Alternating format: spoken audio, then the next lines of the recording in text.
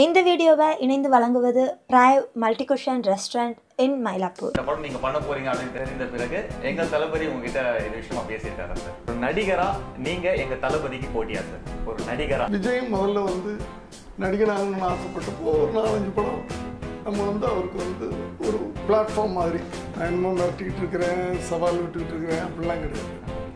உழைச்சிக்கிட்டு இருக்கேன். உண்மையில் யாராவது எதிர்ப்பு தெரிவித்து எதையாவது பண்ணாங்கன்னா என்னையும் பெருசாக்கிடுவாங்க, அந்த படத்தையும் பெருசாக்கிடுவாங்க. அவங்களுக்கு நம்ம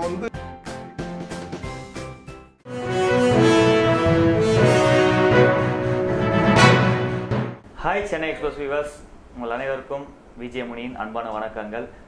இன்னைக்கு ஃபர்ஸ்ட் ஓப்பன் டாக் நிகழ்ச்சியில் நம்ம பார்க்க போகிறது தி லிஜெண்ட் அப்படின்னு சொல்லலாம்.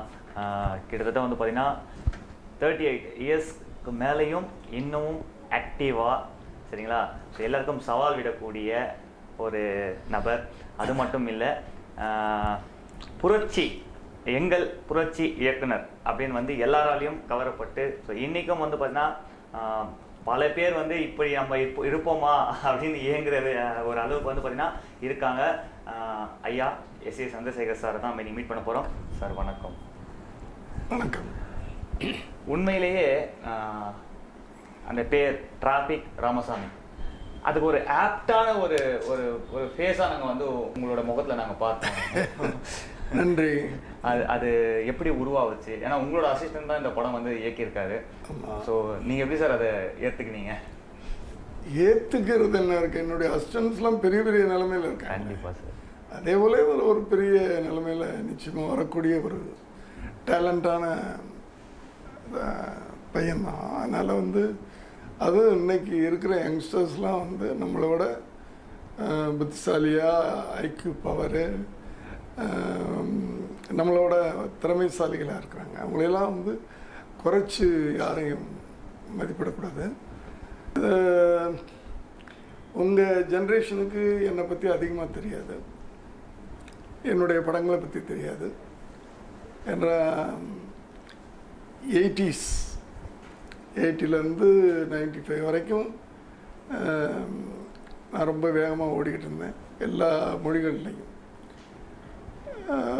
ஒரு கட்டத்தில் ஒரு 3 வருஷத்துக்கு முன்னாடி டைரக்ஷன்லாம் நிறுத்திட்டு, அப்புறம் சரி சினிமாவையும் விட்டு இனிமேல் டோட்டலாக உழைச்சது போதும், ரெஸ்ட் எடுத்துக்கலாம் அப்படின்னு இருந்த நேரத்தில் விக்கி என்கிட்ட 6 வருஷமாக இருந்துக்கிட்டு இருக்கிறாரு.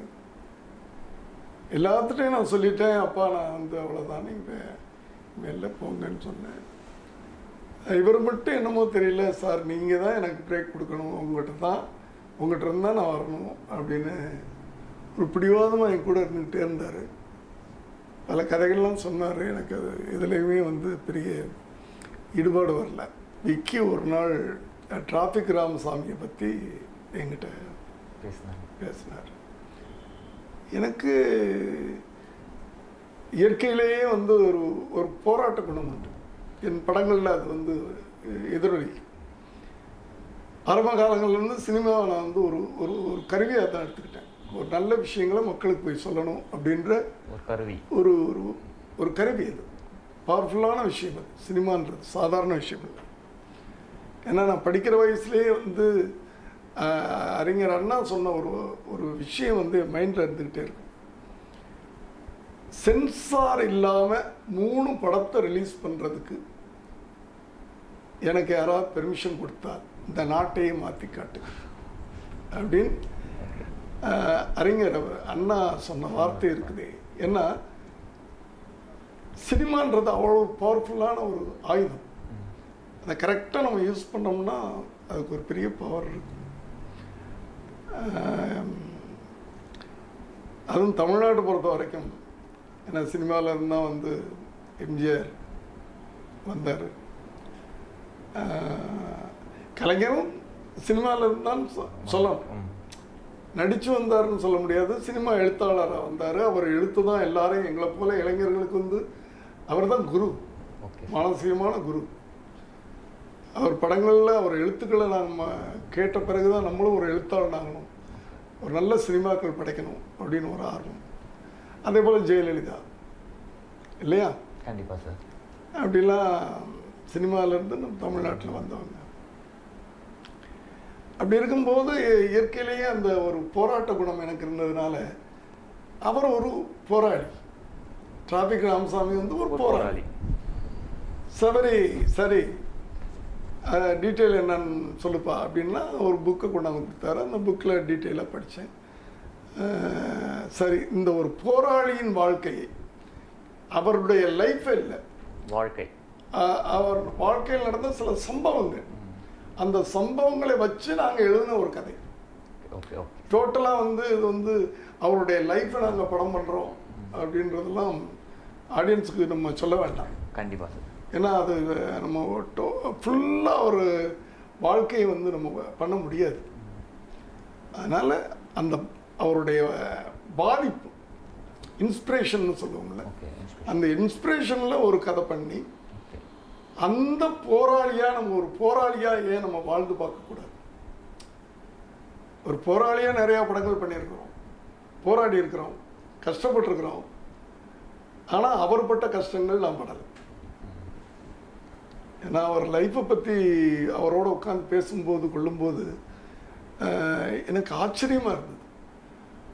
ஒரு மனிதன் இந்த ஊரை விட்டு பயந்து ஓடி போயின்ற அளவுக்கு அவரை டார்ச்சர் பண்ணியிருக்கிறாங்க, கொடுமைப்படுத்தியிருக்கிறாங்க. நல்லது பண்ணியிருக்காரு. அவர் வந்து தனக்காக இதுவும் பண்ணி போராடல, மற்றவங்களுக்காக, மக்களுக்காக அவர் போராடி அந்த போராட்டத்துக்கு பலன் வந்து அனுபவிச்சது என்னென்ன கொடுமைகள் தான். அப்படியாப்பட்ட ஒரு வாழ்க்கையை நம்ம ஏன் வாழ்ந்து பார்க்கக்கூடாது சினிமாவில்? கண்டிப்பாக. அப்படின்னு தான் அந்த படத்தை நான் ஒத்துக்கிட்டு. ஆக்சுவலி வந்து பார்த்தீங்கன்னா அவர் வந்து நிஜத்தில் வாழ்ந்துட்டு இருக்காரு. டிராஃபிக் ராமசாமி அவர்கள் வந்து வாழ்ந்துட்டு இருக்காரு. ஸோ அவரை வந்து நீங்கள் அவர் வாழ்க்கையில் வந்து சில சம்பவங்களை எடுத்து நீங்கள் வந்து ஒரு படம் பண்ணியிருக்கீங்க. இது முறைப்படி அவர்கிட்ட நீங்கள் அவர் வந்து அதுக்கு என்ன சார் ரியாக்ஷன் கொடுத்தாரு? டைரக்டர் எல்லாம் சொல்லியிருப்பார் நினைக்கிறேன். நாங்கள் முதல்ல போய் இந்த கதையை எழுதிட்டு நாங்கள் ஒரு படம் பண்ண போகிறோம், ஒரு போராளியுடைய வாழ்க்கையை படம் பண்ண போகிறோம். அதுக்கு டிராஃபிக் ராமசாமின்னு டைட்டில் வைக்கலாமான்னு டைட்டில் தான் கேட்கணும். Okay okay. ரொம்ப சந்தோஷமாக வந்து என் மேலே அவருக்கு என்ன ஒரு ஈடுபாடு அன்புன்னு எனக்கே தெரியல. ரொம்ப சந்தோஷமாக எழுதி கொடுத்தாரு. ஏன்னா நீங்கள் வந்து படம் பண்ணும்போது நிச்சயமாக அதில் ஒரு புது நோக்கம் இருக்கும், ஒரு சோஷியல் அவேர்னஸ் இருக்கும், ஒரு சமூக பார்வை இருக்கும், சமூக தாக்கம் இருக்கும். அதனால் என் பேரை தாராளமாக வச்சுக்கலாம் அப்படின்னு தான் கொடுத்தாரு. பல தடவை ஒரு 5-6 முறை அவர் அலுவலகத்துக்கு போய் அவரோட பேசி பழகி எப்படி ஏன்னா ரொம்ப பேருக்கு அவர் வந்து பேனர் கிளிப்பார், கோர்ட்டுக்கு போவார், இதுதான் தெரியும். இதை தாண்டி அவர் எப்படியாப்பட்டவர், அவருக்கு மனசுக்குள்ளே இருக்கிற அந்த ஆதங்கம், நாடு இப்படி இருக்குது, மக்கள் இப்படி இருக்கிறாங்களே, அவங்களுக்கு நம்ம ஏதாவது பண்ணணும். இந்த வயசுலையும் வந்து அவர் வந்து இந்த மக்கள் மேலே இருக்கிற அக்கறை இருக்கு பாருங்க.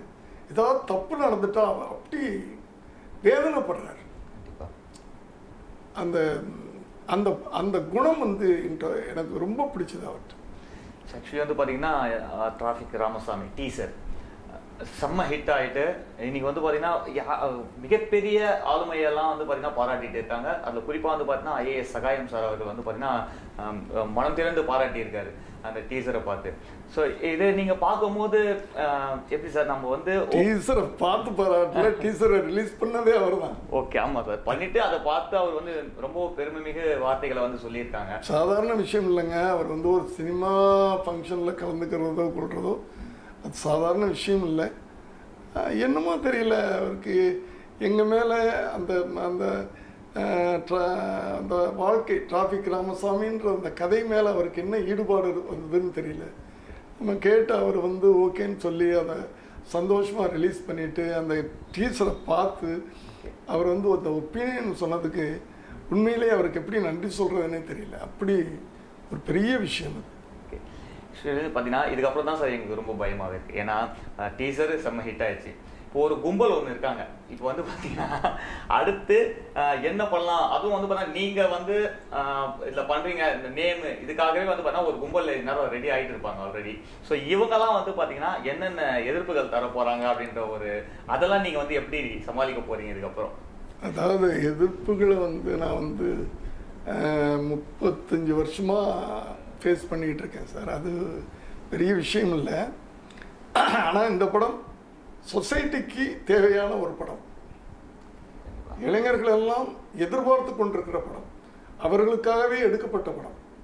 ஏன்னா நாளைய இந்தியாவை உருவாக்கப் போகின்றவர்களை உருவாக்கப் போகின்ற ஒரு படம், இன்னும் அவங்களுக்கு ஊக்கம் கொடுக்க போகின்ற ஒரு படம். இந்த படத்தை அப்படியே விட்டுட்டாங்கன்னா ஒரு சாதாரணமாக ஓடும். இதுக்கு யாராவது எதிர்ப்பு தெரிவிச்சா அவங்களுக்கு நான் நன்றி சொல்லிக்கிறேன். என்ன பெருசாக ஓடும். Super sir. உண்மையில யாராவது எதிர்ப்பு தெரிவிச்சு எதையாவது பண்ணாங்கன்னா என்னையும் பெருசாக்கிடுவாங்க, அந்த படத்தையும் பெருசாக்கிடுவாங்க. அவங்களுக்கு நம்ம வந்து ரொம்ப நன்றி சொல்லிங்க. எங்கள் தளபதி இதுக்கு வந்து இந்த படம் நீங்க பண்ண போறீங்க அப்படின்னு தெரிந்த பிறகு எங்கள் தளபதி உங்ககிட்ட இது விஷயமா பேசியிருக்காரா சார்? சார், சினிமாவை பற்றி நாங்கள் 2 பேரும் பேசிக்கிறதே இல்லை சார். எங்கள் குடும்பம் எப்படின்னா, நான் வந்து தன்னந்தனியாக சென்னைக்கு வந்து போராடி பசி பட்டினி ரோட்டில் படுத்து கிடந்து இப்படி வளர்ந்தவன். விஜய் முதல்ல வந்து நடிகனாகணும்னு ஆசைப்பட்டப்போ ஒரு 4-5 படம் நம்ம வந்து அவருக்கு வந்து ஒரு ஒரு ஒரு என்ன சொல்கிறது, ஒரு பிளாட்ஃபார்ம் மாதிரி பண்ணோம். அதுக்கப்புறம் அவர் வளர்ச்சி, அவருடைய உழைப்பு, அவருடைய போட்டி, அந்த போட்டியான ஒரு உலகத்தில் இருக்கிறோம். கண்டிப்பாக சார். ரன்னிங் ரேஸில் இருக்கிறோம் நம்ம, இல்லையா? கண்டிப்பாக சார். கொஞ்சம் ஏமாந்த கூட அடுத்த நம்மளை கிராஸ் பண்ணிடுவோம். இந்த ஓட்டப்பந்தயத்தில் நீங்கள் பார்த்தீங்கன்னா நமக்கு என்ன கண்ணில் தெரியணும், 200 மீட்டர் ஓடுறோம்னா 200 மீட்டருக்கு அந்த பக்கம் ஒரு ரிப்பன் கட்டியிருப்பாங்கல்ல, அது ஒன்று தானே கண்ணுக்கு தெரியும். கண்டிப்பாக சார். பக்கத்தில் யாரும் ஓடியாரான்னு அப்படி திரும்பினோம்னா செகண்ட்ஸ் இவன் கிராஸ் பண்ணிடுவாங்க. ஸோ அப்படி ஒரு அந்த ஓட்டம் ஒரு ஓடி இன்னைக்கு ஒரு பெரிய இடத்துல போய் உட்காந்துருக்காரு. அப்படியாப்பட்டவர். ஆனால் நாங்கள் சந்திக்கிறது வந்து ரொம்ப ரேராக தான் சந்திச்சுக்கிறோம். அவர் ஃப்ரீயாக இருக்கும்போது நானும் ஃப்ரீயாக இருக்கும்போது சந்திச்சுக்கிறோம். அந்த சந்திப்புகளில் குடும்பத்தை பற்றி தான் நாங்கள் பேசிக்கிறோம். சினிமாவை பற்றி என்னப்பா இத்தனை நாள் போயிருக்கு, இப்படி போயிருக்கு, இப்படி தான் பேசிக்கிறோமே தவிர மற்ற விஷயங்களோ அவருக்கு வந்து இப்படி படம் பண்ணணும் அப்படி படம் பண்ணணும்னு நான் வந்து அட்வைஸ் பண்ணுறதோ எங்களுக்குள்ளே கிடையாது. அதே போல் அவர் வந்து கொஞ்ச நாளுக்கு முன்னாடி சொல்லி பார்த்தாரு, எதுக்குப்பா கஷ்டப்படுறீங்க, ரெஸ்ட் எடுக்கலாமே அப்படின்னு சொல்லி பார்த்தாரு. பட் அதுக்கப்புறம் தெரிஞ்சுக்கிட்டார், அப்பாவால் சும்மா இருக்க முடியாது, அவர் ஓடிக்கிட்டே இருக்கிறாரு, சரி விட்டுருவோம். ஓடிக்கிட்டே இருக்கிற வரைக்கும் சந்தோஷம், அவருக்கும் சந்தோஷம். அவர் ஜெயிச்சுக்கிட்டே இருக்கிற வரைக்கும் எனக்கு சந்தோஷம், நான் ஓடிக்கிட்டே இருக்கிற வரைக்கும் அவர் சந்தோஷம்.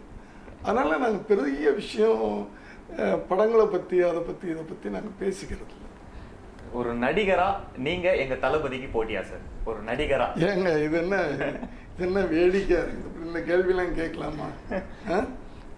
அவர் இருக்கிற அந்த தான் ஒருத்தர் பேசினார், அவர்கிட்ட நான் சொல்லிட்டு இருந்தேன், அவர் இருக்கிற இடம் எங்கே, நான் இருக்கிற இடம். அவருடைய படங்களுடைய பிஸ்னஸ் என்ன, என்னுடைய படங்கள் சும்மா என்னமோ. அதாவது நானும் இந்த சினிமாவில் ஏதாவது ஒரு உருவத்தில் மூச்சு விட்டுக்கிட்டு இருக்கேன், அதுக்காக நான் வாழ்ந்துக்கிட்டு இருக்கேன். அவர் அப்படி இல்லை.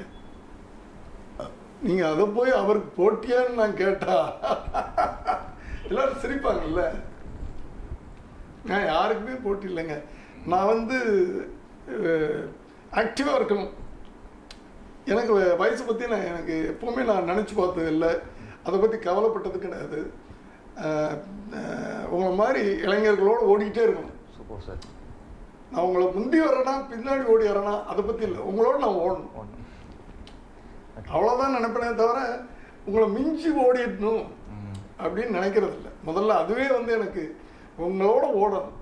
நன்றி, வணக்கம்.